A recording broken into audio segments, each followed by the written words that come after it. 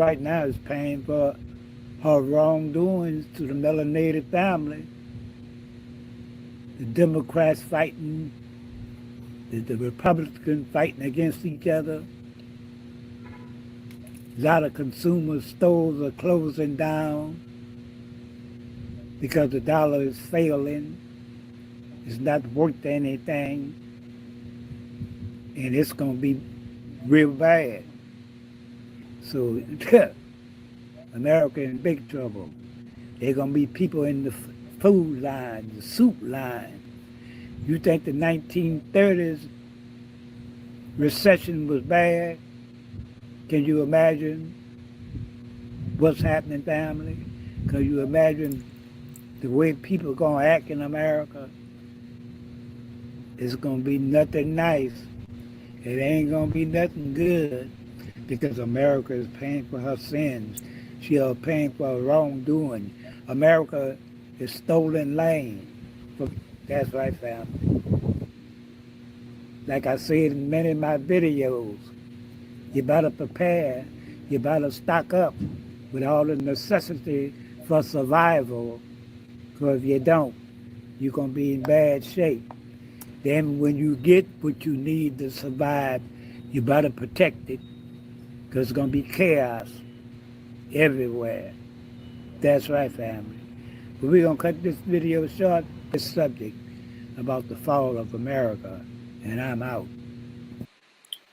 Thank you so much, ladies and gentlemen. Thank you for joining us today. We are appreciate to have you, my family, anywhere you are in South America, East, US, Central, and West America. We appreciate you to join us today. We are on 22nd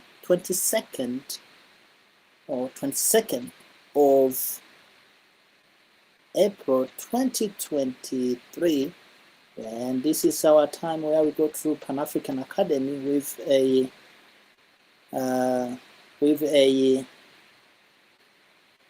special guest from different part of the world. So I do appreciate for you guys to join us today. And my name is Imani Hanipo. I'm talking to you from Addis Ababa, Ethiopia. Today we're going to have a special guest who's going to show up and talk to us about, repatriation. I think that's the topic we're going to be talking about today. That means going back to Africa and how that can be danger or how that can be good. So that's the whole thing we're going to be looking into today. And I appreciate each one of you guys to join us. If it's your first time to join us, please don't forget to subscribe to our channel. And if you have not subscribed, please subscribe and share also the information. But also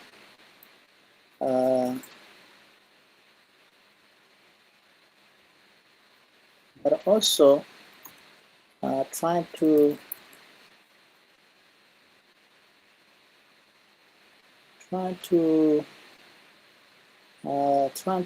check the preview panel discussion we had last time,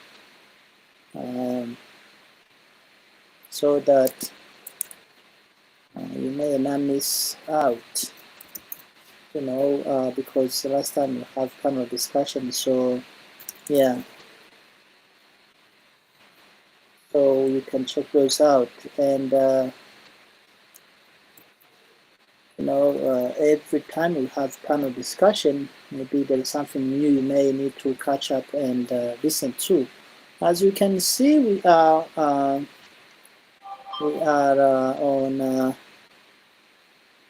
air. I'm still trying to catch my special guest and see if he is gonna be coming in, so he can join us.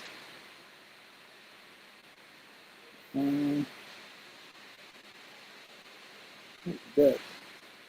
So yeah, so we're trying to catch on with our special guest to see if he's gonna still join us, and Then from there we'll let you know who is the special guest and how what we're gonna be talking about. I believe our special guest is gonna come from Ghana, if I'm not mistaken. And yeah, so again, I think we all be in air for sure. I'm trying to see if I can also run myself in air and see how this, if this is even working. Yeah. So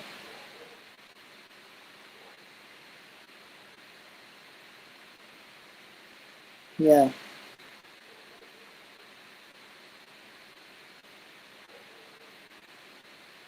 Now, yeah, without let me be talking to you while I'm still waiting for my special guests about a couple of things, which is why the video I was showing you about the falling of the dollar. Uh, yeah, so that is pretty much something that a lot of us expected to happen possibly.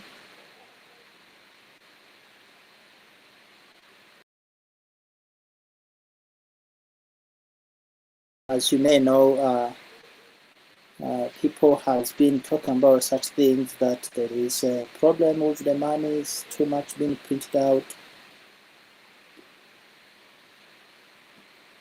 But now I think is the time where you can definitely see these things happening. So now, what is the problem with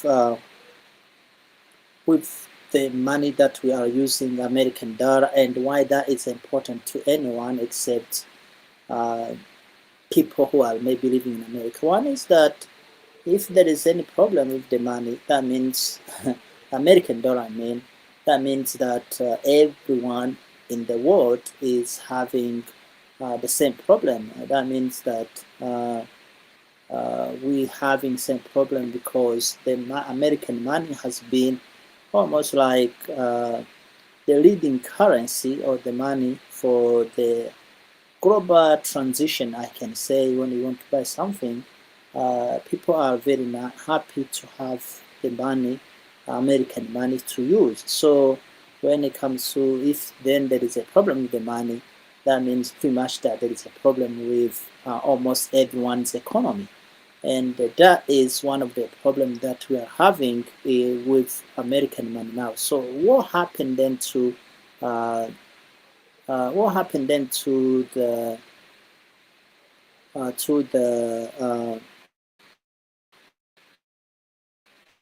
money or whatever it is? What happened to why is that is going bad? Pretty much that's what we can say. So as you hear that, and I think there is even other people who have done that as well. So there was there is a problem with the money because one, people don't want to talk about this, by the way, but that this is as a fact that uh, that the money has been printed out for too much, and that leads to the money is just it's too much money has been printed out pretty much. So for that reason, the money is having problem because too much money has been printed out. And from there, you have a problem with the money because if you print out more money on anything you do, and then you should expect problems on that. So that is possibly the reason why the money, the American money, is having more problem. Now, when it comes to how that is going to impact everyone, I think that's one I think we should be talking about before I am still waiting for my guest to come in. Is that if if that's the case, how can we maneuver around, or why it's gonna be uh, and how it's gonna impact everyone's economy? So one is that the reason why it's gonna impact everyone, I already said that. But talking about how uh, how this happened, because it's not happening one overnight. If you can check in other countries, they have lost trust or hope in American dollar, and that leads to uh, the possibly global financial collapse. That's what a lot of people are assuming may happen. It can be as well. So now, who is that? Who is that? Is responsible for that? Well, I think that if you look how much money is being spent in Ukraine between Russia and the Ukraine, the American money. If you look how much money was spent when it was for to give the money away for COVID-19. If you look, what is also you can look on is so many things, but if you look how much they've been printing out, you can see that definitely there is something not right. That is number one. So that is because someone wants to corrupt the economy and to change to something different. That's why they are actually corrupting the money so that they can bring us to new kind of money. Hopefully you also get this, because if you did not know, according to the some kind of news we have is that American dollar will change. American dollar will change into in July, I believe, according to. Let me see if I can find this information out for you. I think it's called the Fed. Fed now, yeah, I think it's Fed now. So what is a Fed now? Fed now is um, let me share screen with you so you can see with me. Fed now. So Fed now is a government institution, possibly that takes care of your money, but it's from a Federal Reserve. I think you can possibly say it's another branch of it, because it's called the Fed, FRDService.org, whereas the Federal Reserve is .gov. So this Fed now announced that in July they're gonna have new digital currency. That's what they say, uh, and from that reason, so the money is gonna have to be changed. And if they're gonna move from pretty much the currency like the regular money to uh, to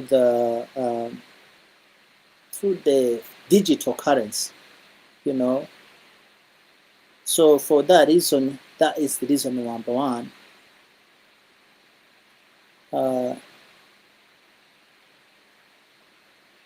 So that is reason number one for the the corruption or corrupting of the dollar. That's number one, because they want to change. They want to move to digital currency. Digital currency is what? Digital currency is the money that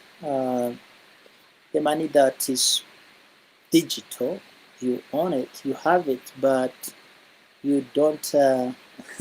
You know, you don't really have it pretty much. It's just the money that someone can suspend or can suspend if they want to. If you don't behave, they can just tap or switch on, off, and on your money, and your money is finished. So that is what you call. I thought I have shared this, but okay. So that is what you call digital currency. So this is the Fed now, as you can see, and this is the home page of Fed now. That's what they are saying. They are launching this, as you can look at, launching July 2023, instant repayment with the Fed Now service, CM service. So pretty much this is gonna replace. It's gonna replace. It's gonna replace all the. It's gonna pretty much replace that.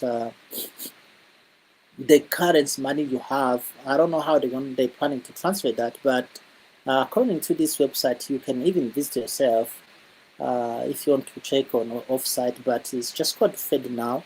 launching in July 23 and so on. So what is this is very dramatical changing is that this is pretty much like your life is gonna be changing completely with with anything you know of. Okay, anything you know of is gonna be changing. Of course, in the beginning, it's gonna be like, hey, you know what? It's gonna work very good. Trust me on the beginning, as you know. I think it was in English they said that the highway to the hell is paved with good intentions. I don't know if it's intentions, or whatever it is. I don't speak English that much, but I hope you guys understand me. So, anyways, once this is in the beginning, I think maybe they will offer you some more money and so on, so that you can, you can get inside the system. But once the system, you're already inside, that means they will give you maybe a code or something, or username or something, whatever it is, identity that cannot be stolen. Okay, that means your identity that they're gonna give to you, it's gonna be identity that cannot be stolen. What I mean is that if you have money, no one will steal your money. Whether it's so-called money, because it's not money at all, it's just something in the air. You will never catch. You never have it. You can maybe, I don't know if you can even buy that with. You can buy gold with that or something, but it's gonna be a money that you cannot. Uh,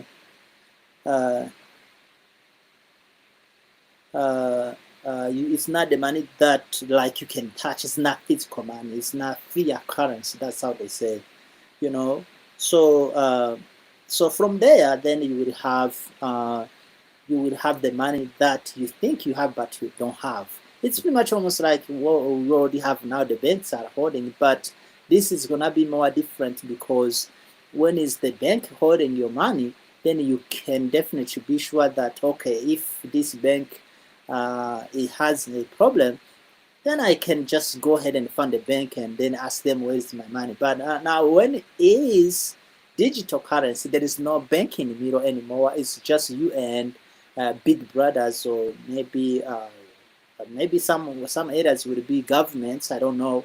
It will depends. But so uh, and why this is so important to know is because one.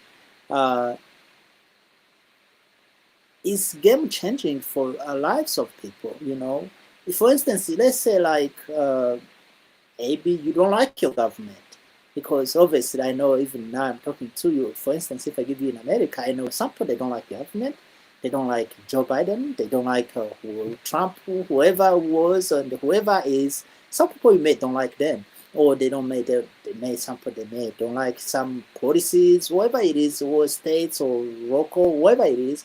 You may don't like that. Not only about America, because I'm talking on Fed now. Now, so if someone don't like it, then the government, as by constitution, say that people can protest, and maybe the government don't want you to protest. So what they're gonna do? They're gonna switch off the money.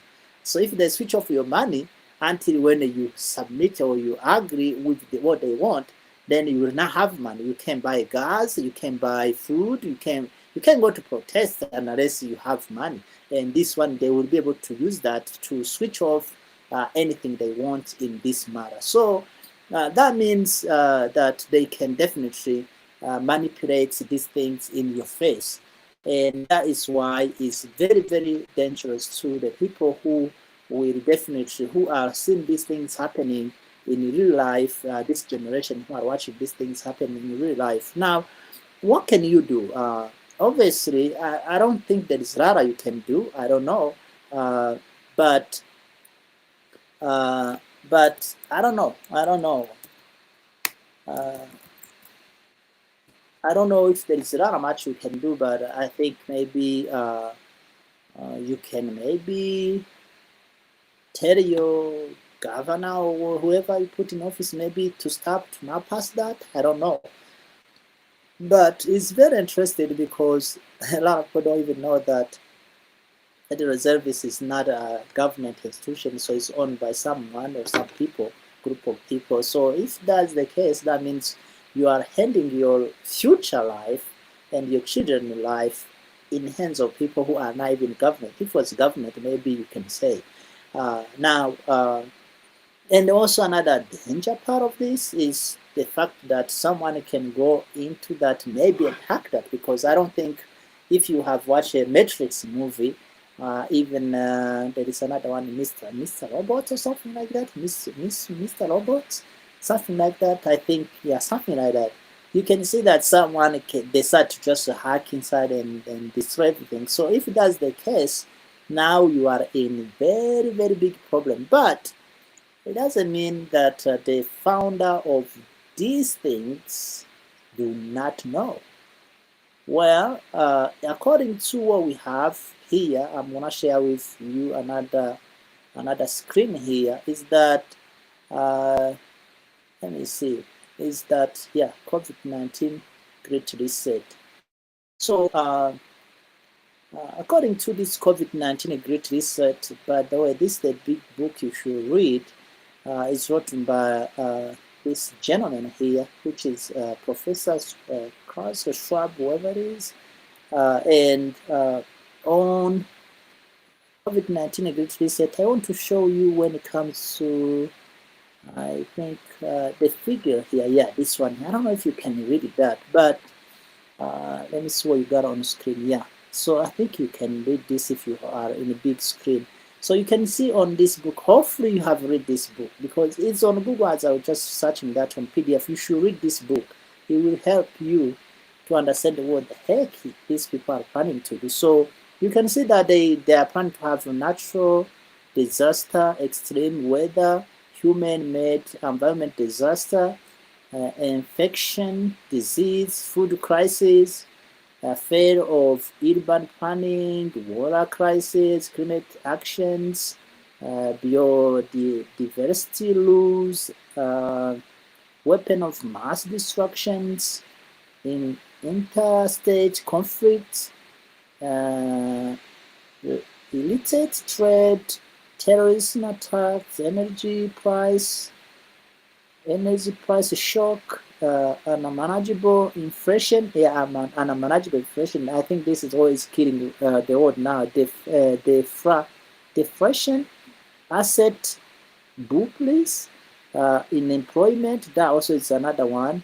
National government failed. Social instability, cyber the cyber attack. Yeah, cyber attack also, this is another one.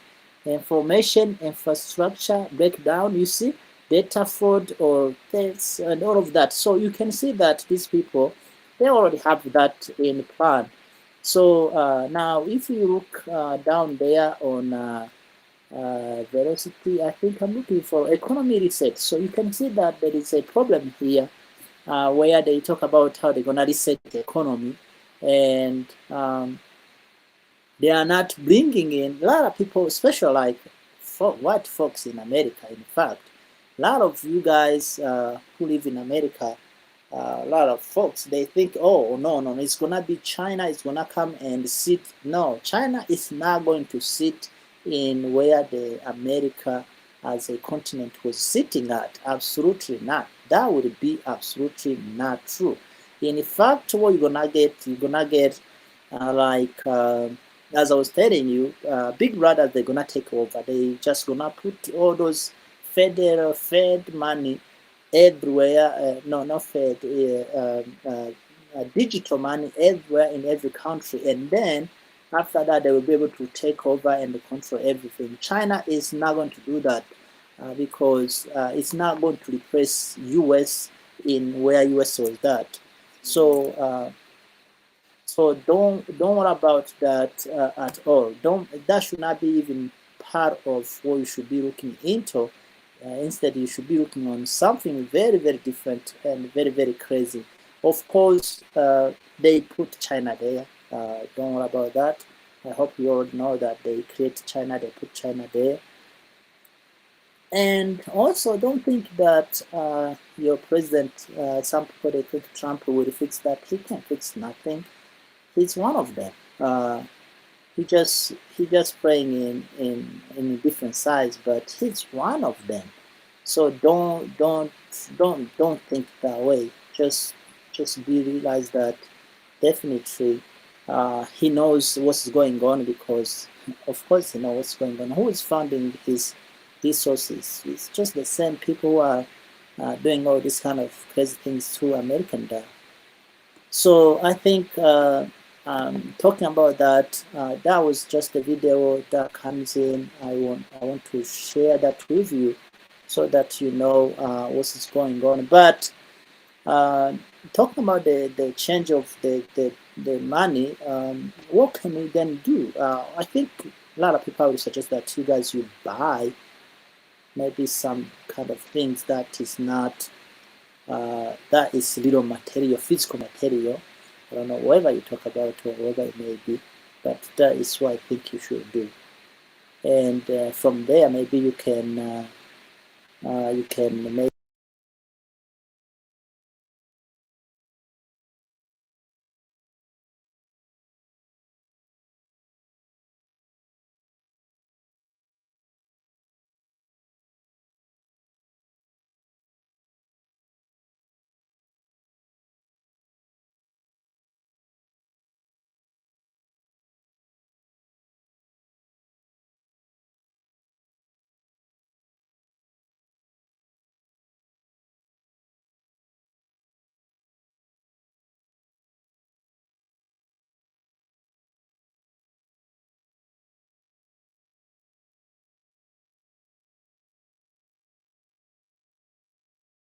Yeah. So, anyways, I think I finished with that. Let me see. By the way, I'm still waiting for my special guest to show up in the panel discussion.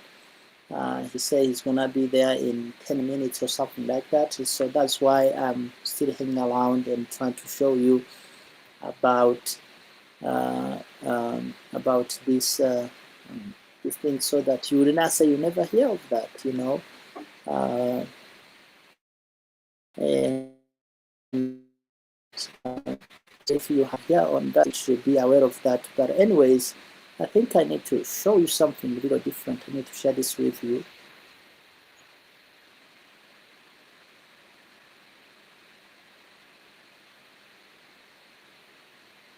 Yeah, so I want to share.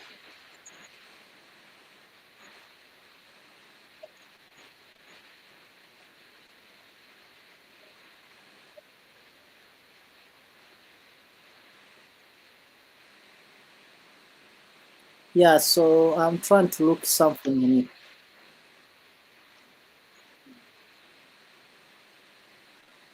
I'm still trying to look something here. Sorry for that, but yeah. So people are, one is saying, "Oh no, this is the one," and another one is saying, "This is the one," and another one is pointing fingers. So Republicans are pointing fingers on Democrats. Democrats are pointing fingers on Republicans, and so on and on. So you know, and we don't know. So we definitely need to be aware of that. But anyways, so I want to show you this small clip. I hope you have heard this maybe. If you haven't, I'm gonna share this with you, which was the small clip of President of Kenya. You guys, maybe you know where it is, Kenya. Kenya is in East Africa, where we are now, in fact. And the president of Kenya is talking about. For the people who work numbers, I'm giving you free advice that those of you who are holding dollars, you surely might go into losses. You better do what you must do, because this market is going to be different in a couple of weeks. So let me repeat this again. For the people who work numbers, I am giving you free advice that those of you who are holding dollars, you surely might go into losses. You better do what you must do, because this market is going to be different in a couple of weeks. For the people who work now. So unless you are very, very big stupid, you will not trust what he's saying. So he's saying that people who most of the time hold dollars, you should you should be ready to lose it, because in a couple of weeks this market is gonna be different. So as I already show you on Fed Now, which is a new actual almost I never have Fed Now until not long ago, is that well they are planning to launch digital currency. So if you have a dollar, I think maybe you're gonna lose. That's what the president of Kenya is telling people, but and he's telling his people, whereas American people who are using dollar, they have not told their own people.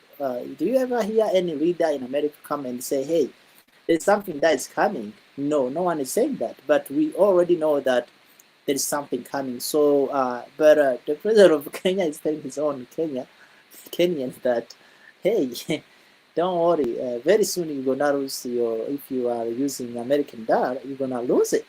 So what am I saying here is that there is a lot of people, everyone who keep their eyes open, they already know that something is coming. So I think there was Tanzanian, I think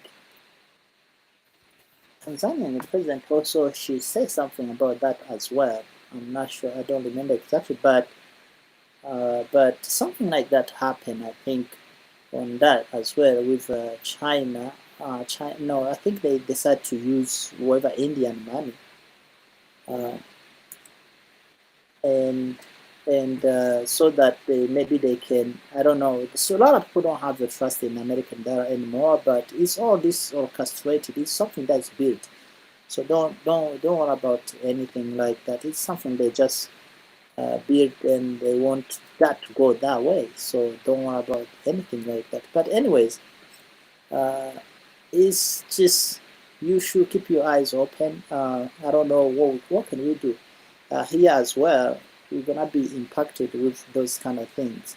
But so what am I gonna say here is that you already hear what I said. If you should be aware of something very dramatical change coming, and if it happens, you already aware of that. Maybe you will be better off, because most of the time people who die even in accident, they don't die because they have very bad accident. Most of the people who die in accident, they die because they were not informed, they were not aware of accident, or they did not know the accident is going to happen. So when you tell someone, hey, this is going to happen, they may get injured but they not die, because they already know that they have set their mind that there is something that's going to happen. So being informed is one of the key facts to the whole survival plan that you can say. Now, some people will possibly say the reason why, by the way, I bring this up was that I want to discuss with my special guests about coming back to Africa, because if we have coming back to Africa, maybe people may think it's better off to come to Africa, but I don't know. I can't really tell you that. I cannot suggest that for you, because if you go back to Africa and we have almost same economic struggle, I don't think you're gonna be better off in Africa. That's what I'm trying to say. So I think either way, you're going to have to struggle almost the same way, because if the economy collapses in Western, and as you saw now, like in Ukraine and so on, so I think there is possibility that it's going to happen to you too. It's going to happen too in Africa too. It's going to happen to any country where you may be living in. So I think pretty much that is one of the problems we may have when it comes to the collapse of the economy, So yeah, but another thing is that we should not worry, because we always, I think, everyone, every African, you have God that you believe in who will provide for you. So that's my opinion, though. But I think that you should not worry, because you will be fine. You will be fine. If you are built your house on a strong foundation, you will be fine. Of course, it doesn't mean you just gonna go. It's gonna be hallelujah and amen. No, it's just gonna be tough, but you will go through that. So that's what possible I can give you. But the most important thing I can give you as advice is that you should be aware that something bad may happen to your economy. Your school, you've been planning, maybe you study and so on. That one is not gonna be the same. Your house you paying, or your car, or whatever you're planning. Trust me on this. That one also is gonna be definitely infected. And at the end of the day, you may left with nothing. Yeah, you may left with nothing. Yeah, in long terms, you're gonna left with nothing. Anything you're proud of, you think you have done very good, if it's you buy land, or you buy a house, or you buy uh, what can I say? Maybe you buy business or whatever it is, because in this case, it's gonna be the rich who are gonna be more richer, and everyone also is gonna be poor, and everyone is gonna be put in one group, because obviously you're not gonna be able to do again business as usual, so it's gonna be changed. So, but that is my advice. You should look into that and be careful with what you are doing for maybe this year and maybe next year as well. But with this, what I assume is that they're gonna bring this digital currency. Maybe they will offer you, if you live in Western country, they will offer even some money to get into the digital currency. And as you know, uh, okay, I think they already know this. There is what they call the mark of the beast, that you cannot buy or sell unless you have the mark of the beast. And by using cash, it's impossible. I think you guys already know that. You cannot stop me buying or selling if I have cash, because obviously you don't know, you cannot. But once I have a digital currency, now you can tell me, hey, if you if you don't have this digital currency, you cannot buy or sell. It's gonna be clear. If, for instance, if you say, okay, I'm not gonna take this money, forget about this. I'm not about this. I don't want it. Now, what do you think is gonna happen? What is gonna happen is that you are going to not be able to buy or sell, especially in countries where, for now, where everything you need, you have to um, you have to pay or to buy them. So it's gonna be just like, now you're gonna have to get through a lot of difficulties if you eat, but after you pay, or if you eat once you buy something, you eat when you go to the market. Then you're gonna have very big problem. Now, if you are in places where you have farming, you have almost everything you eat is from your farming. I think on this case, I don't know. In this case, maybe you will have. I don't know. I don't think there is anyone who have that though. I think everyone buys something. If you don't buy, if you have your farming, maybe you buy the gas for your machine that you use to farm. And where do you go and get the gas from?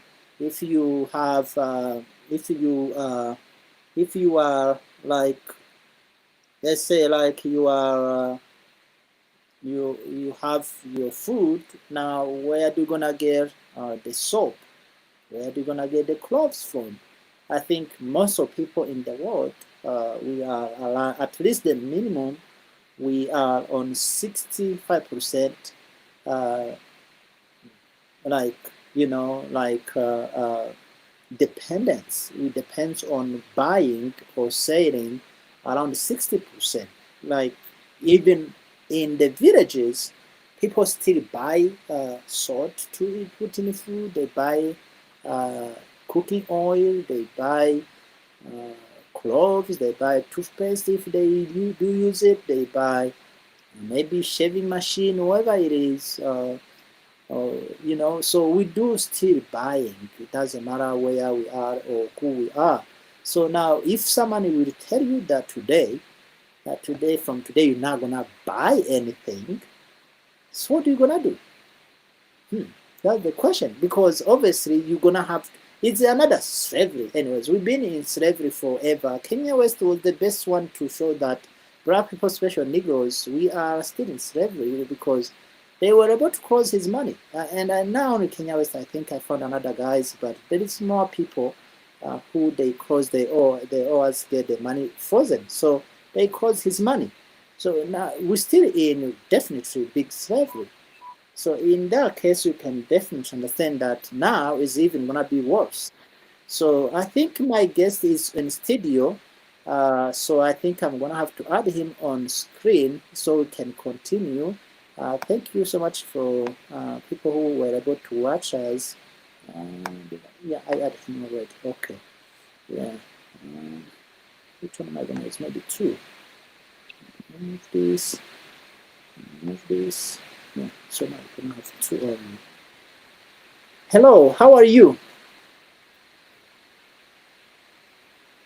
Noel Morgan. I'm fine. Yeah. How's it going? Welcome, Mr. Brother Noel Morgan. Give thanks. Thank you. Thanks. Yeah. Where are you talking to us from? Huh? Where are you talking to us from? New Jersey. You just also you are in the States. I'm in said, yeah. Okay. Can you tell us a little bit about yourself? Well, I was born in Jamaica. Uh-huh. Yeah, and Yeah. um, migrated to United Kingdom in the 60s. Uh-huh. And spent about 14 years there. And then come on here to the United States in 1974.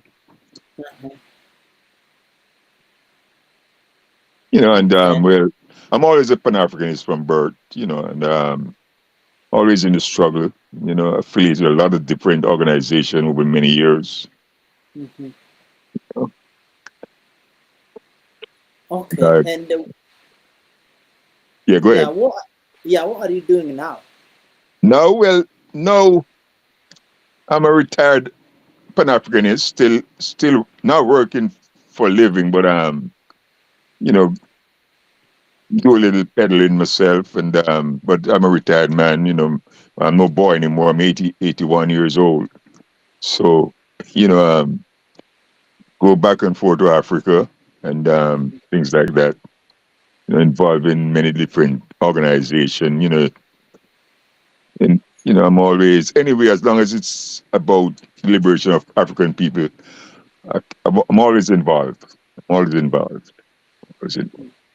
Very good, very good. So and if we talk about that, what is Pan Africa? Eh? What is Pan Africa? What is Pan Africanism? Uh-huh. Well, to me, basic term is those of us who want to unite to build a nation of African people, and it's coming from the Garveyites and many maybe before him and after him. So they say they're Pan Africanists. I see that as personally me is in regards to the liberation of my people. Whatever way it comes, I'm there. Mm-hmm. So Pan Africa it means to unite our people. Yeah, basically. Now, because I have last time I was in a meeting with someone and I had a very big problem with this word Pan Africa because it seems like people do not understand Pan Africa. So when you say uniting our people, are Arabs or Arabs, these folks who live in the Middle East and North Africa, are they included or not? Well, personally, I don't include them because I don't see them as African. They might be living in Africa, I don't see them as African, So as a human being, if they get involved in the organization, as a human being who have a conscience, well, they're Pan-Africanists in their theory or whatever.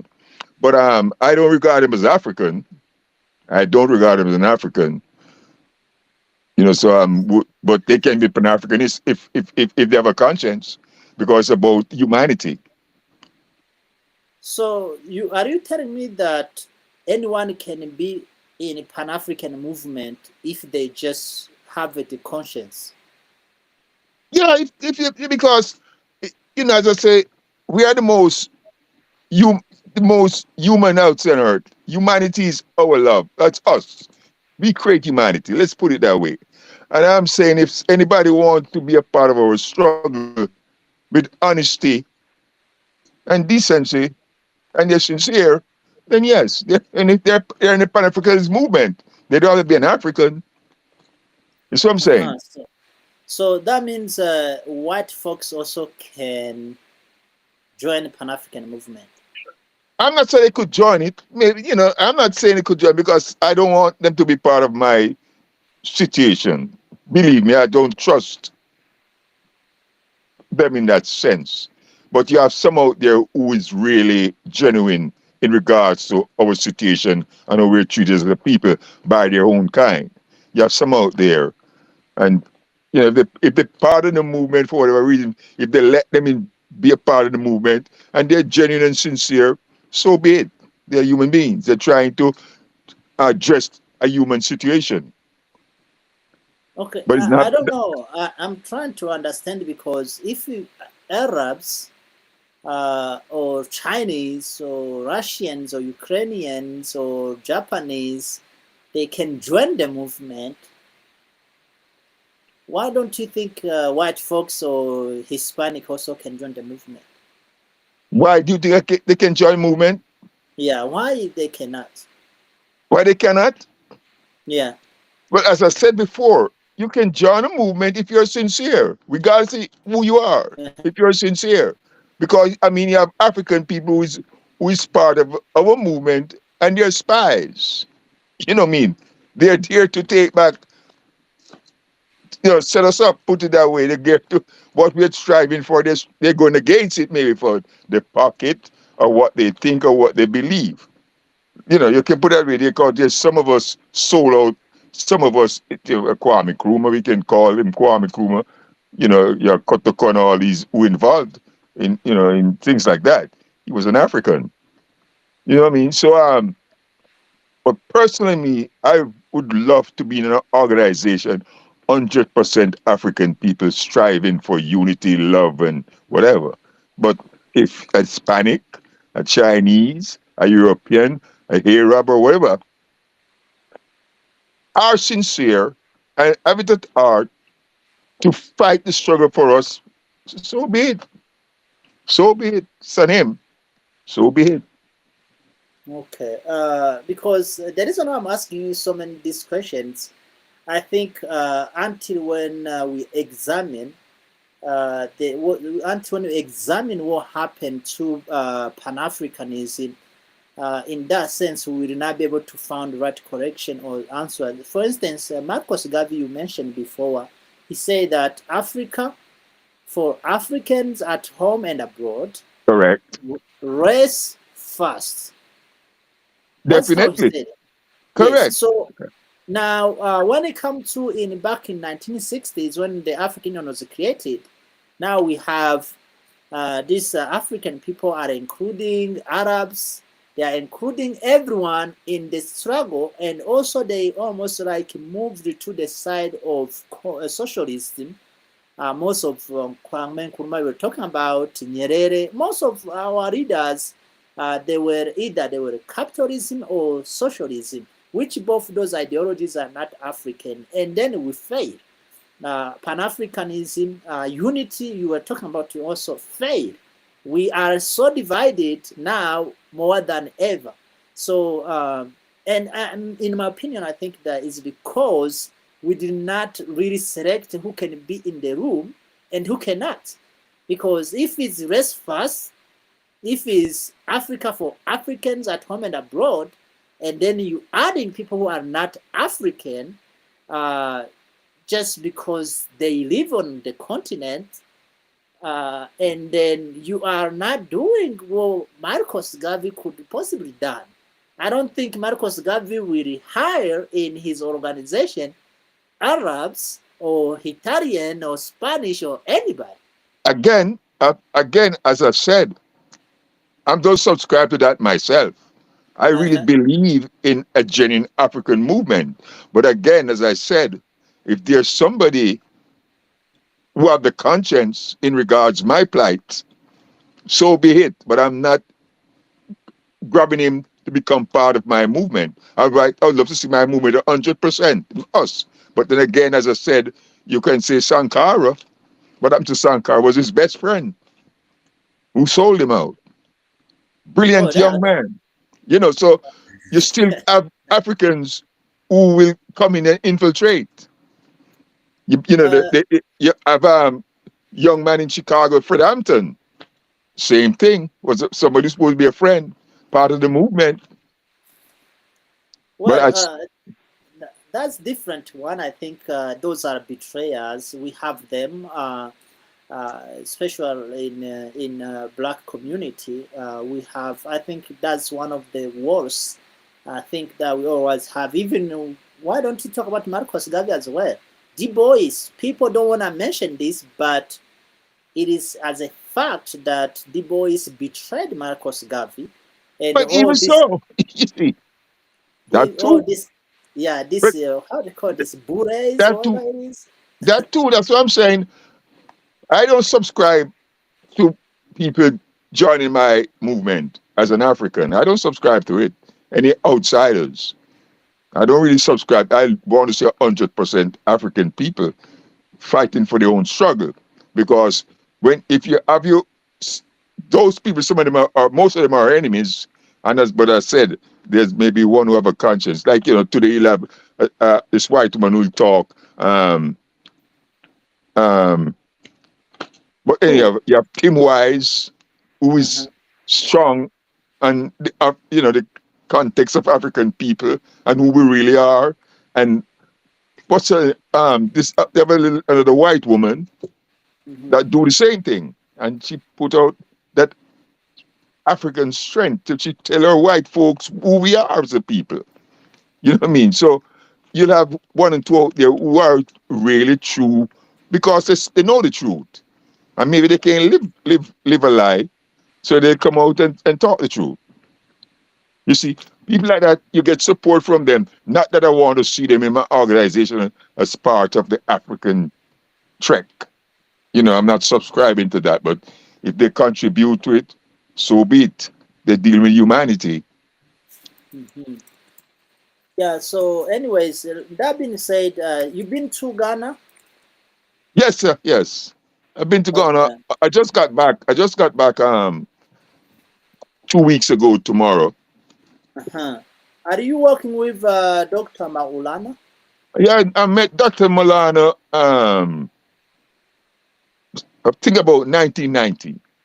1990. Yeah, yeah. Okay. Is he also from Jamaica? No, he was born in Unit. I think he's from Chicago. Or he's from Chicago? Okay. Yeah. So what are you guys doing in Ghana?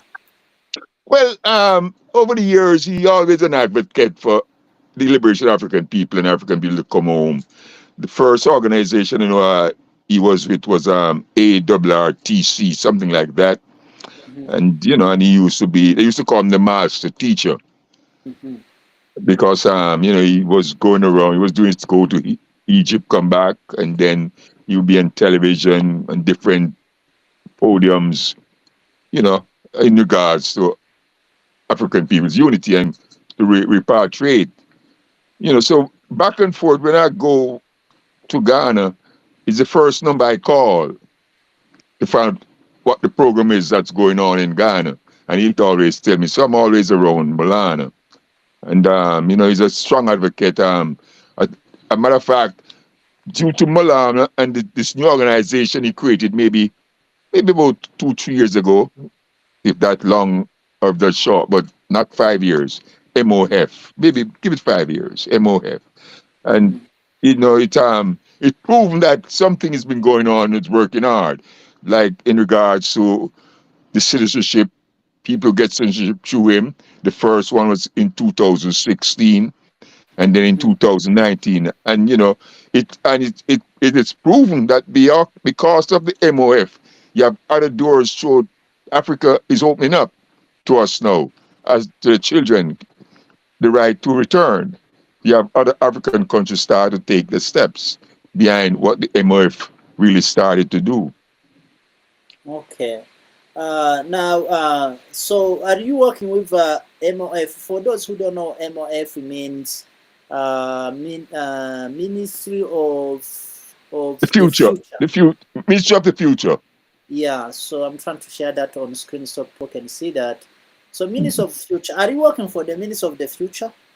I'm not working for them per se. As I said, I'm involved in organizations here and there. So when I go there, I whatever happening, I'm among them. I find out whatever. Sometimes you have things happening at the University of Legon or at a symposium, and I'm involved. I'll call him mainly because I know he's always doing something, and from there, and I'll branch into other places or other people to tell him what's happening. But I'm always in touch with Milano. But I'm Okay. not working for the organization per se, but I promote the organization, and I'm a poet. So if I go and they have something, they'll ask me to come and open it with some poems or something like that.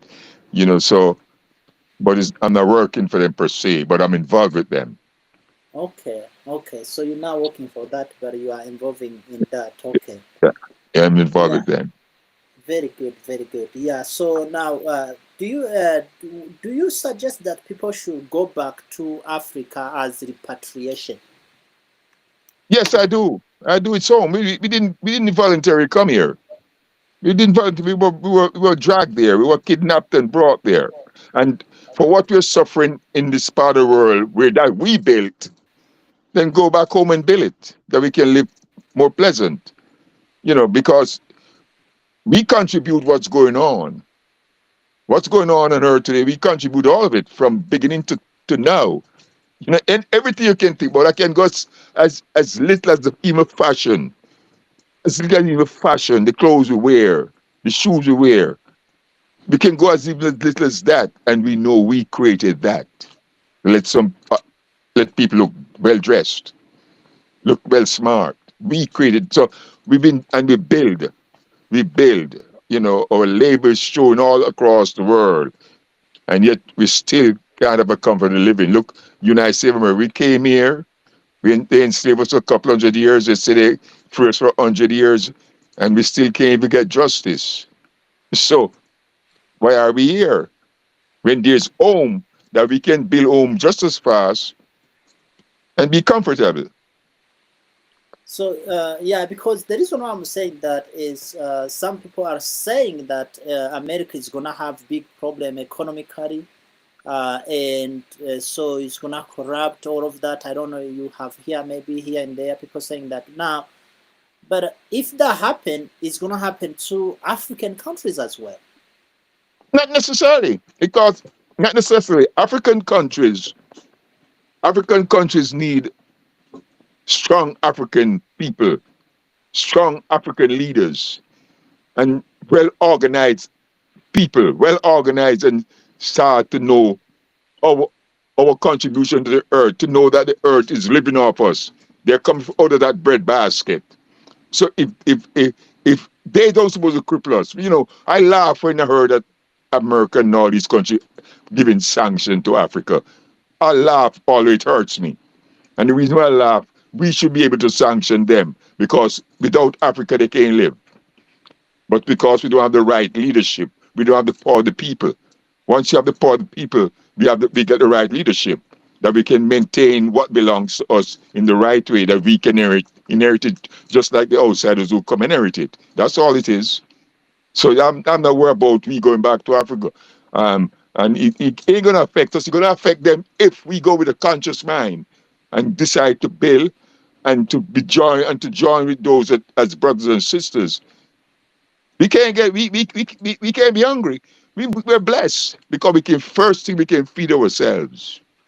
We can feed ourselves from the soil. So once we can feed ourselves from the soil, we can start from there and build, and command respect. But we're weak people. We're weak people in the sense that we don't find out about who we are. And so we have a leader and we say, oh, African leaders are corrupt. The only reason African leaders are corrupt is because the people are unaware. And it's careless factors. Because we're supposed to teach them aware. We're supposed to tell the children what is what and what's not to build a nation.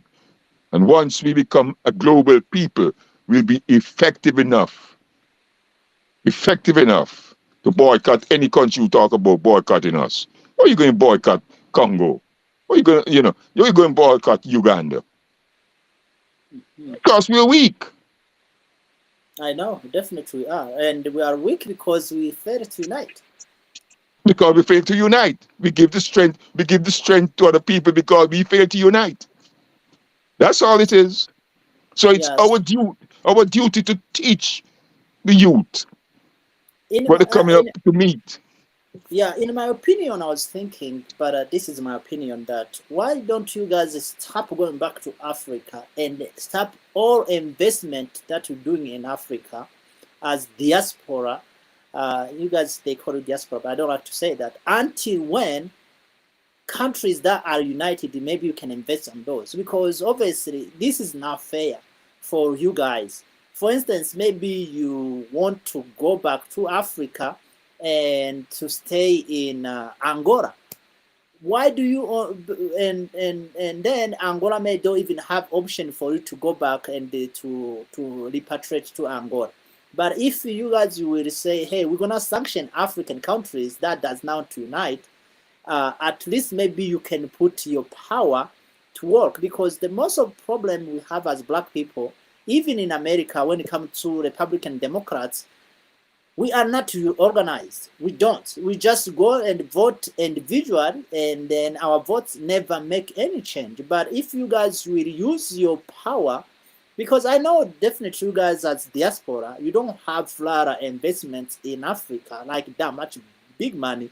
But if you add together with people who move to US as like me, people who just move, not descendant of slavery, you add all of them together, you say, hey, you guys, you don't do any investment in your countries until when your countries are united. Don't you think that would possibly help? No, you see, to be honest, we can live anywhere as a people. You're supposed to live anywhere on earth as human beings.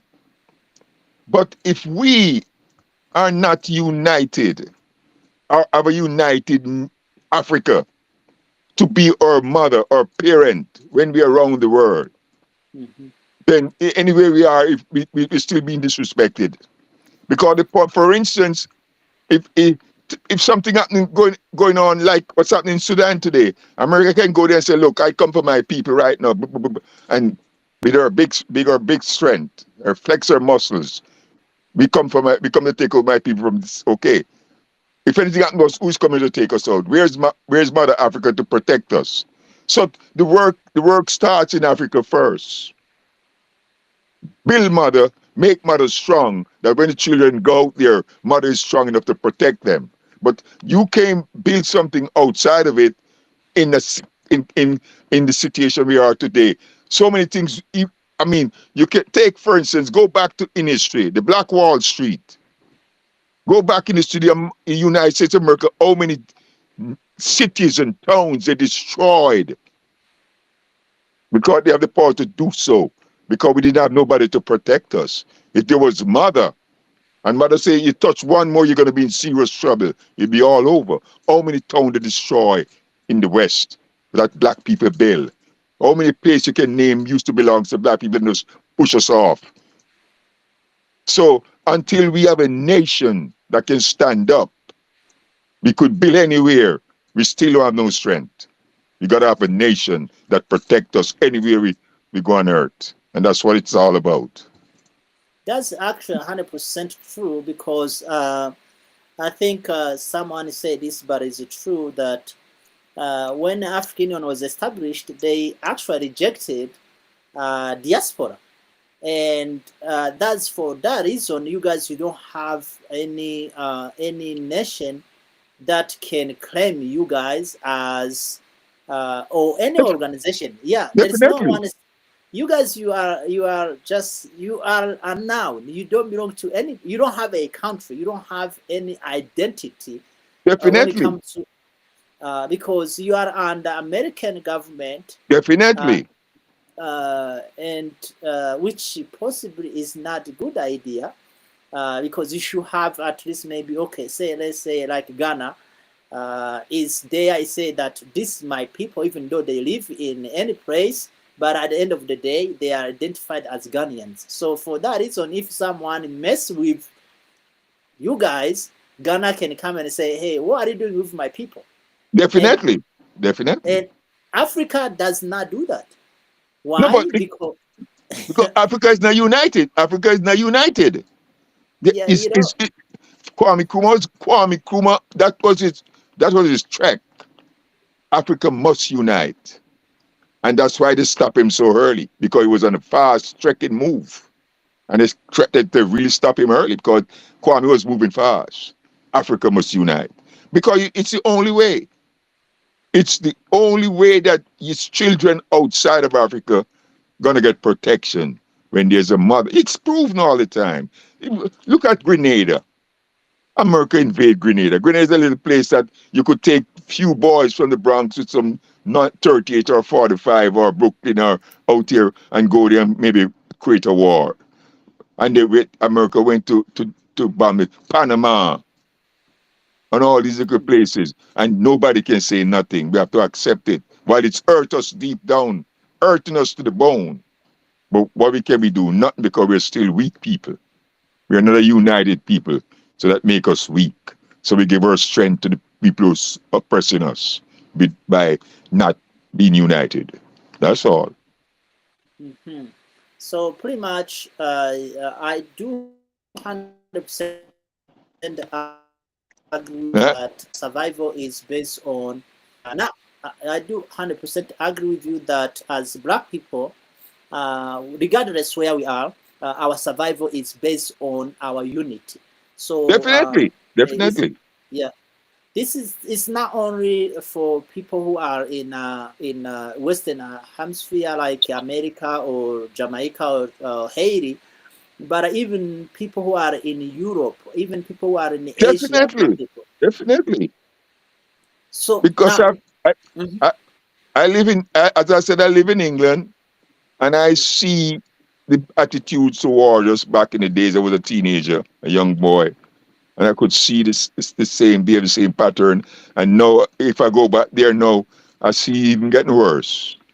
I mhm, start see some style that I've came here to the United States to experience. I start see it come in England now against black people. So we're mhm. not united. So everybody can do anything they want to do. Use us when they want to use us and abuse us when they're ready to abuse us. That's all it is. Now, so what should we do to unite Africa What we're going to as do as people? the first thing, we're going to have that global connection. Mhm, Organization have to create organizations that meet with each other. The next step you have to start, remember the children, that they're part of this thing. We got to educate them. They're part of this thing because gonna grow up to hold the mantle. You see. So we have to educate the children that they know what they're on about. They know what their freedom looks like. You see, people talk about revolution and revolution is not, but that's change. Most people think when you talk about revolution, you talk about guns and knife. No, you can educate your children in a different way. It's revolution. You're making a change from what they're learning. You're creating something different. You can change this thing without you have to live for 22 pistol. You can change it without everything. You have to take a machete. You can change. But it's when we decide to educate ourselves and the children and create a global link. You need to create a global link. I go to Ghana, I talk with the people. Other people here talk with them, and you can see people getting to understand things. Think people, you see the younger children get to understand. You see the things they're rejecting today. You see, we have to let religion stop confuse us. If you want to believe in something, it's your choice, but let it stop confusing us and things like that. You see, that's all. And educate each other. Share our stories. Share our stories, and we know your story, my story, and it start become similar. It's the same thing all over. Because if anytime you talk to an African anywhere in the world, the stories are similar, almost the same, and it's done by the same people. You see what I'm saying? So once we start doing that and realize that we have to challenge the children and bring them into it dignity, we can have a peaceful revolution.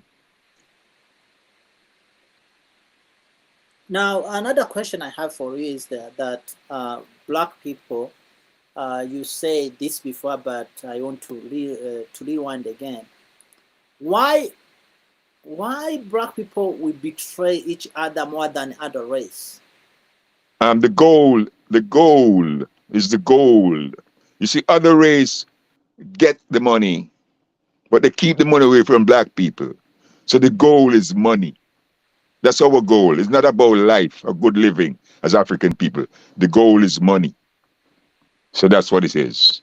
Other people get the free money off our backs. I come from a town in Jamaica, which was 85%, maybe even 90% black African people, and maybe 5% Chinese and little Jews and Indians in a little town. And all of them were rich except us. And all the riches come from us. You know what I'm saying? All the riches, they become rich off us. Why couldn't we become rich off ourselves? You see, so it's a plan. It's always designed.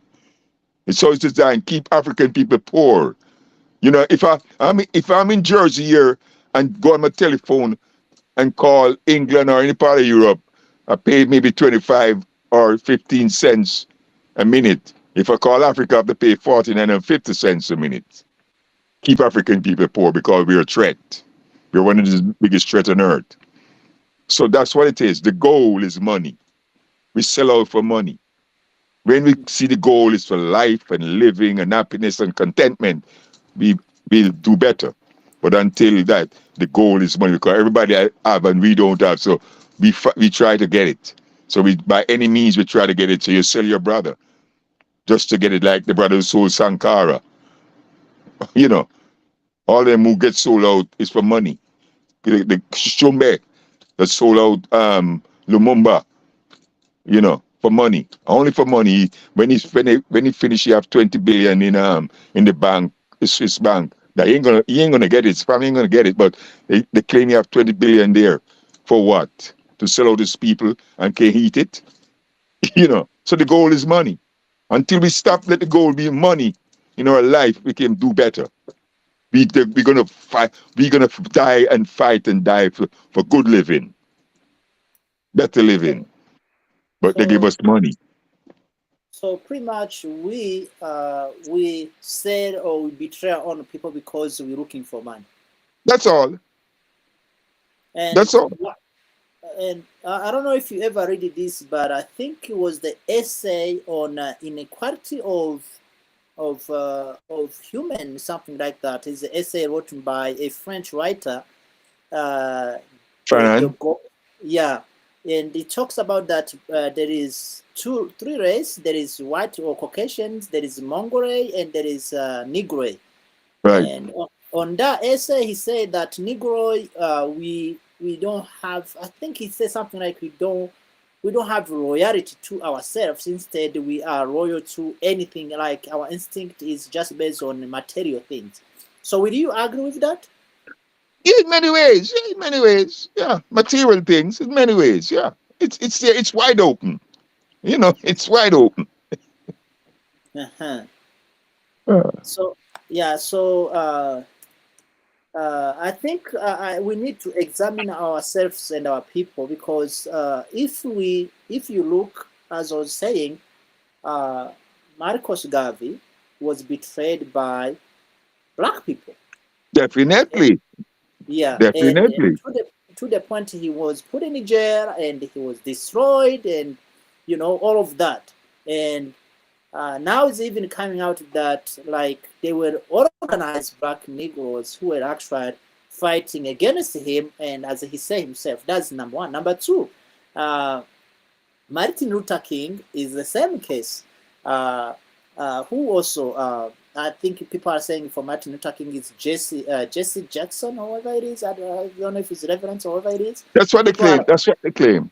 yeah, they putting fingers on him. But Martin Luther King, Marcos Garvey, no, Malcolm X as well. And then it comes to Tupac, and it comes Right, to right, Freddie Hampton. It right, comes to it comes to Patrice Lumumba in right. the Congo. Yeah, it comes to Thomas Sankara. We talk about. It comes to Kwame Nkrumah. It comes to every one of us. We have been betrayed by Our own people. our own people. So Money and personal self, and don't think about your next door neighbor. Just self. Because and the money you get in, you'll never finish. You can never live to eat it. So what a damn reason that than to see your neighbor living just as good as you are. Your next door, your brother and sister who look like you living just as good as me. But just self. And again, the goal is money. The goal is money. yeah, so yeah, okay, yeah. Anyways, I found the essay. So now, if that's the case, if Hispanic does not betray their own people for the money like we do on that level, Chinese does not betray their own people on that level. Of course, there is here and there as well, but not on that level. White people does not betray each other like that on that But level. white people does. White people does. White people does. But They white people does. like black White people people. does. Maybe not on a large scale, but they do too. They're greedy for money. You see, you have to understand the design of things. You see, African people on earth is a big threat if we become free. If we become economical viable, we become a big threat. And they know it. So what these Hispanics and these people, Chinese, and all the other people you call, they they patronize them. If you study the history of Jamaica, where the Chinese and the Indian was brought as indentured slaves, because after they're supposed to have given us freedom, we decided that we won't work for them, we're going to work for ourselves. And it started to cripple Europeans. So what they do, they bring in the Indians and the Chinese, and what they did is that they allowed the Chinese and the Indians to open little shops. They wouldn't let us open a little business space and all them things. So what the European do or the white people, they keep them as buffers all the time. So they don't need to sell out. They have them as buffers, something against us. So once we get rid of all that, once we unite, we get rid of all that. But they have them so they won't sell out the people because they're getting little crumbs and they're happy with the crumbs they're getting. But we are a threat because if we're united people and have this vast piece of land that the world needs to survive, because I can say strongly, put Germany, England, and France together. Maybe they're not as rich as Ghana. Maybe they're not as rich as Ghana. Those three countries, France, England, and Germany, maybe as rich as Ghana, with what Ghana have in its soil. And yet people join themselves, Ghanaians join themselves, African people join themselves to get there, to get to these places, think that's where all the money is, when the money is right there in their backyard, because that's where the money, the crumbs that they run around the world to get come from Africa. Okay, so anyways, I think I asked you enough questions, but if you examine, you say you moved to America in which year again? 1974, 49 years 74. ago. 1974, yeah. So if you look life of black people in whole time, do you think we are getting better in America or we are getting bad? worse. Better, American black people better hurry up and look into themselves. Because that's why it take consciousness and understanding. When I came here first, all the menial jobs in America was done by black people. Shoe shine, all the clean the little toilet in the railway station, all these little jobs, mostly black people. But the neighborhood I live in, and the mailman, black person, right? Well, let me tell you something. Today, all so-called Hispanics, today all so-called doing all these menial jobs. We are being phased out in America. And let me tell you this: when Caribbean people, African from the Caribbean, come to this country back in the days, they come alone. They might come as a visitor and become an illegal alien until they get a lawyer to sort out their papers, or they marry somebody to get the papers, all these little things that you can do to get the papers. And then later on we start send for our children. We come alone. Today, when these so-called Hispanics are overcoming, they come in the whole family. It's design. It's design. Until we wake up and be conscious of what's going on as a people. It's design. They come in like the whole family coming in. We have to wait 3-4 years to send for our children. Sponsor them, we call it. After we go through 3 or 4 years of trying to get the green card. But these are the things. We have to understand what's happening. We have been phased out because we're the biggest threat. You see, don't forget, the Chinese don't say want back China. The Hispanic don't say want back, but the Africans say want back my Africa. And they fear to give it up. So this is what everything is buffers around us. They're building buffers around us. And those of us who are ready to sell ourselves, our soul and sell ourselves, can live on some dirty money. Okay. So, anyways, that was very interesting point you made, that when back in those 70s and the 80s, maybe all the low-class jobs were done by black people. Now, the black people are, some of them are doing very good jobs, some of them they are not. But yes, some are.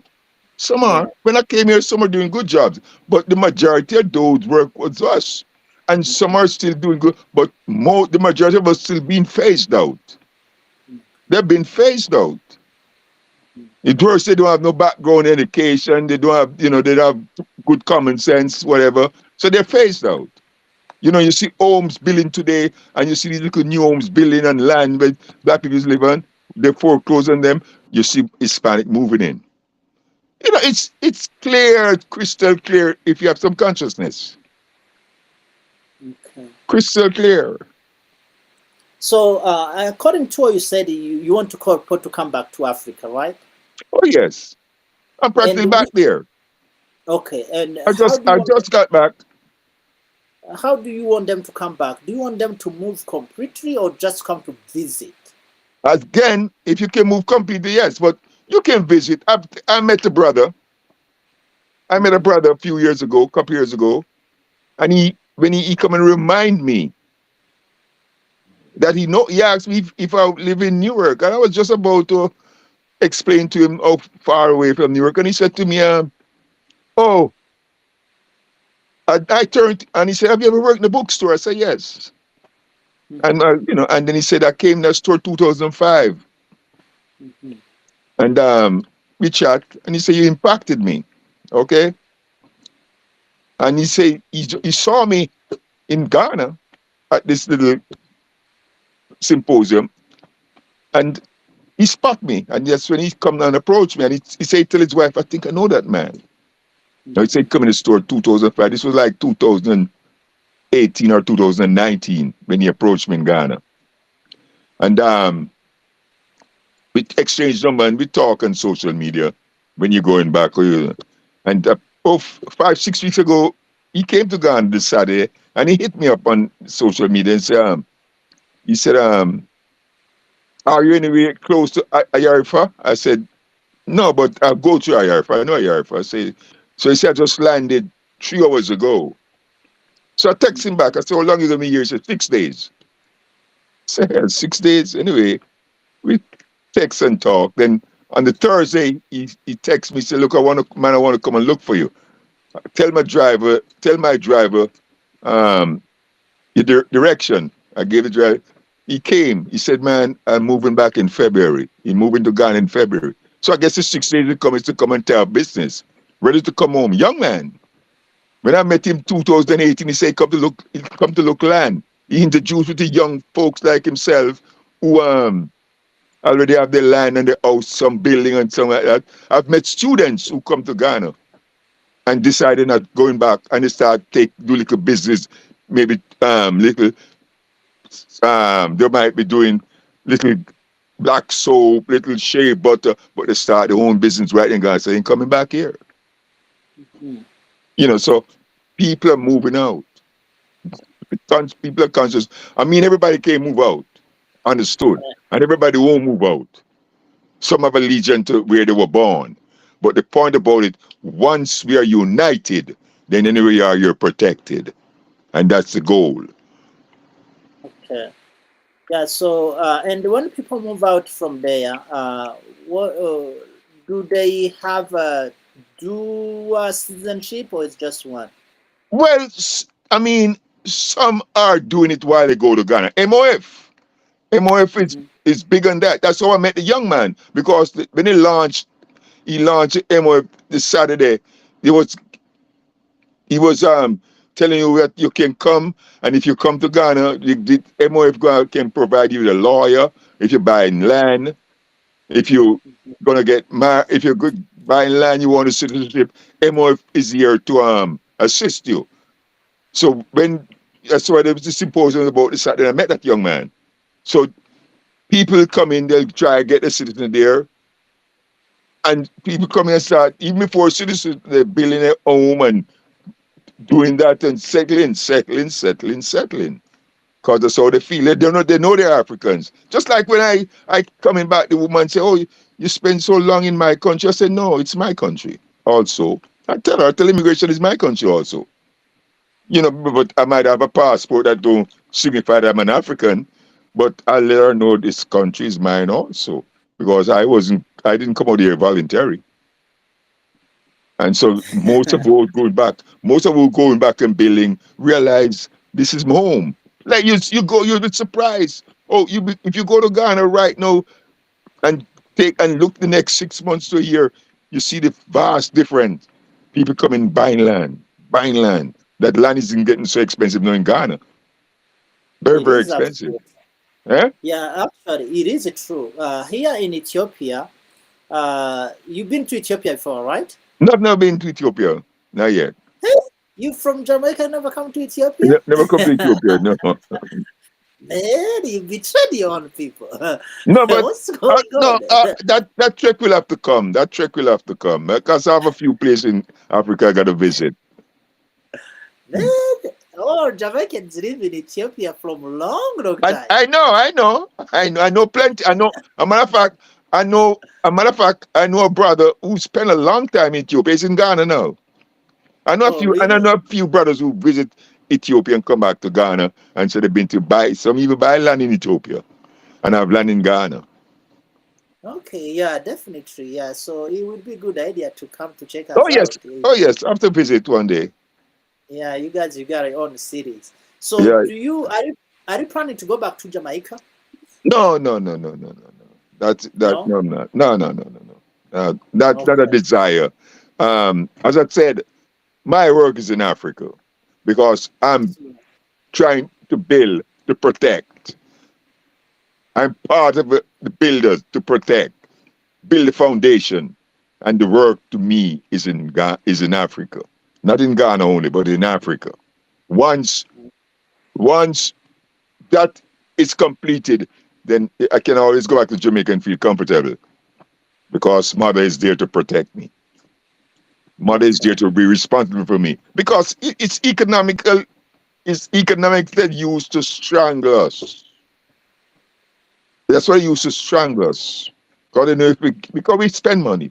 As African people, we spend money. We don't say we have to save money. We spend money because it's made to spend for your comfort. But They're strangling us. They make sure we don't have no money to do what we need to do. Because if we can build Mother Africa, look how quick we build America. Look how quick we build America. You imagine how quick they enslave us to build this country. You make me take the same time build Africa and see what we got. So they have to stop us.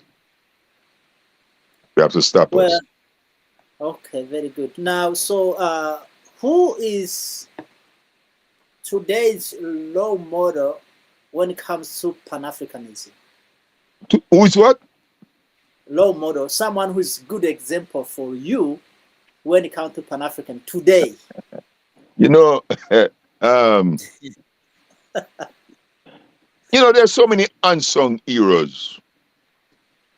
And you might be asking me to pick somebody out there. And I might do so. And it could be still a wrong pick. But, I see the grassroots. I seen the grassroots. And there's a lot of them I see. Like, I have a brother over there. He's from Jamaica. And he spent some years in Florida. I think he spent a little time in England. But back there, what he's doing now, I couldn't call his name because you wouldn't know it. You know what I mean? I've called him, nobody would know his name. But what he's doing is so effective. So publicly, who could I call publicly? I would say, let me say Julius Malema. I can call his name. The sister and Kwai, Sister Kwai, yeah. I can, all right. I can call PLO Lumumba. I can call those names because I like what they're doing. Very effective. So those are the people that as you say, the word you use, those are the people I admire and look to and think they're sincere. It's Julius in South Africa. I love Julius to the bone. And PLO too, because PLO, what I like what PLO doing is hitting them hard.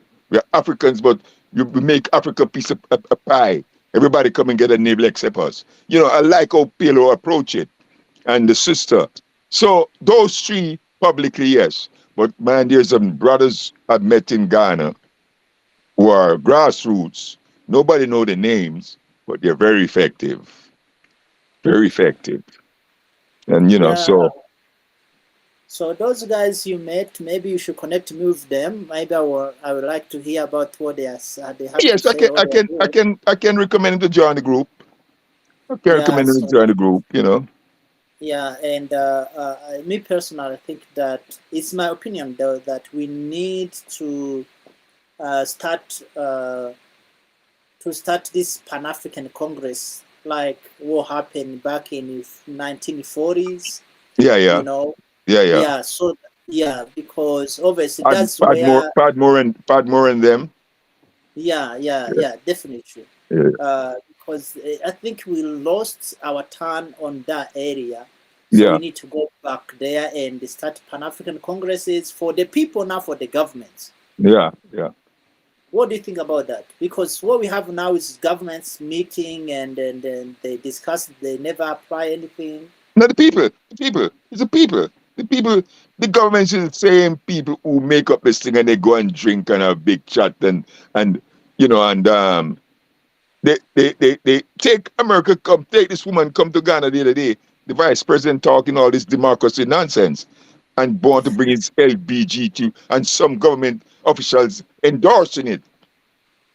So you have to go to the roots of the people. The people is the power.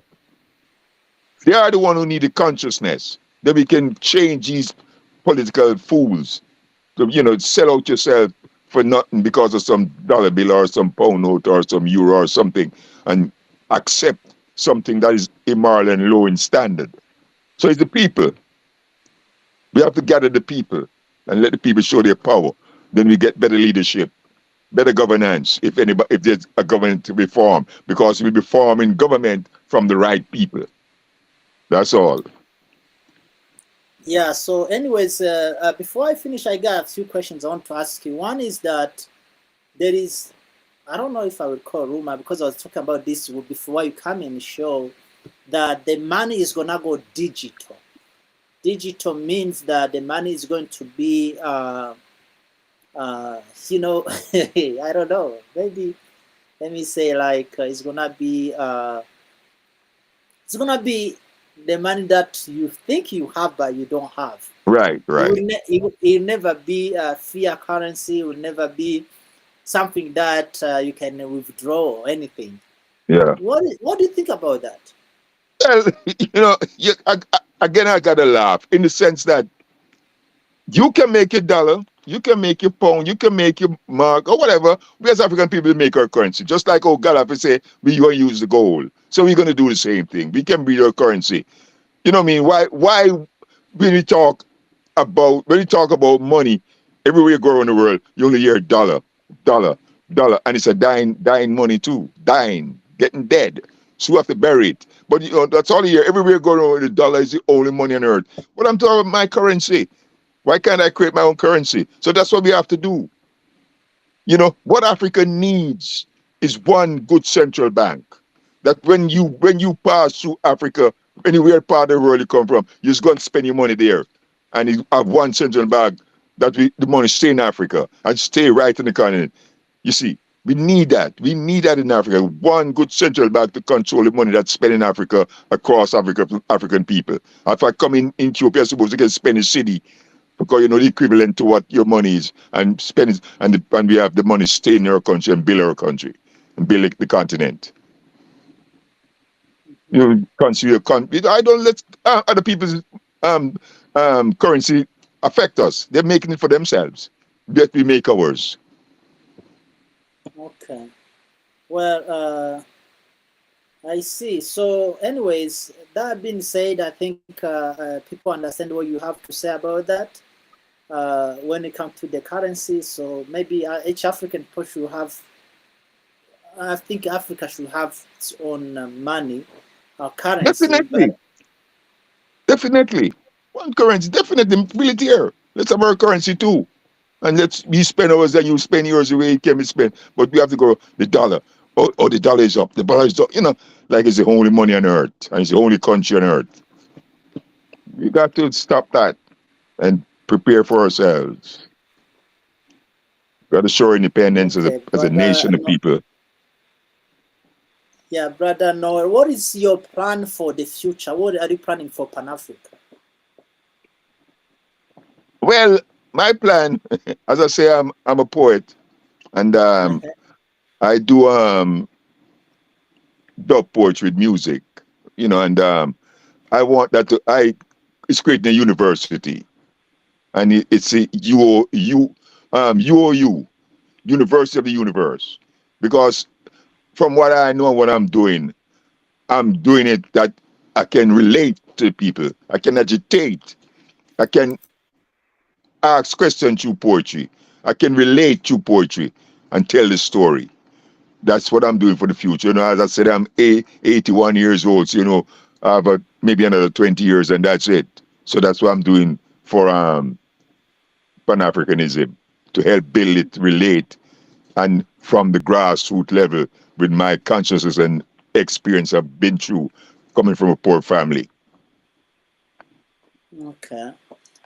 Okay, so do I left anything that I did not ask you? Maybe you will want to mention on our panel discussion. Well, you've asked enough, and maybe it's basically going to be the same thing. Unite, unite, unite. First, organize, organize, organize. Then mobilize, mobilize, mobilize. That's all I can say as African people. Let's move forward. Take the journey. We have a trek, and we're going to do it. Our ancestors, the Garveys, the Malcolms, the Groomers, the Sankar. They left us a blueprint. They left us a trail with a blueprint. Let's go and read them and take up the trail and continue the journey. We're going to get there. As simple as that. Ain't nothing can stop us. Nothing can stop us. We're getting there. You can see it plain as daylight that we're getting there. Just the attitude and the behavior of other people, you can see we're getting there. So, I'm confident. I'm confident. Okay, now, do you think, in your opinion or point of view, that Africa Union is a Pan-African institution?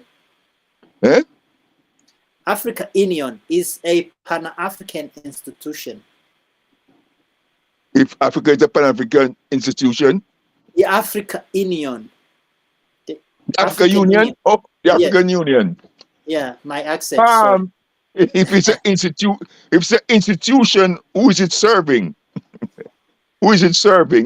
Because things happen that if you were strong, it shouldn't happen. Gaddafi should be here. When Mugabe was flexing his muscle, he should get one of the strongest support. You know what I mean? So if it's an institution, who is it serving? Those are the questions I ask. Because an African response to African people is that it's an African problem, and we as African people are going to solve it. If Gaddafi is this, we're going to solve it. Nobody shouldn't come from the outside to solve any problem in Africa. It should be absolutely. It's not. It's there. Maybe who it looks like it's getting funded too by other people too, not African only. So if it's an institution, who's it serving? We are going to be straightforward. Who's it Okay. serving? Look, I mean, when the sister Ariana talk about Marikana. what France is doing in Africa, she was asked to resign to speak the truth. She resigned. Yeah, she have to resign to speak the truth. So, She resigned. She was yeah. fired. Oh yeah. Yeah, okay. So I hear what you are saying. Anyways, so that being said, Brother Noel, I am so great to have you on our panel discussion, and I hope in the future we'll see you again. Maybe we can have different topics. We talk Oh yes. about Oh yes. special mobilizing people, as you were saying, and maybe Definitely. see if we can have another Pan-African Congress, maybe sometimes. Definitely. Yeah. Definitely. We have to do that. Yeah, so keep in touch and talk to your friends in Ghana as well. Tell them to join us, and we also can join them if there is any Okay. means of joining them. Yeah. No problem. No problem. Yeah. Yes, my brother. Yeah. All right. Thank you so much for coming in. Thank you too God for bless inviting me. Thank you. God bless Africa, and God bless you too where you are. The same thing. Same thing here. Thank you too. The same thing here. All right. God, Have a yeah. nice evening then. You too, my brother. You too. All right. Okay. Bye. Yeah. Bye bye.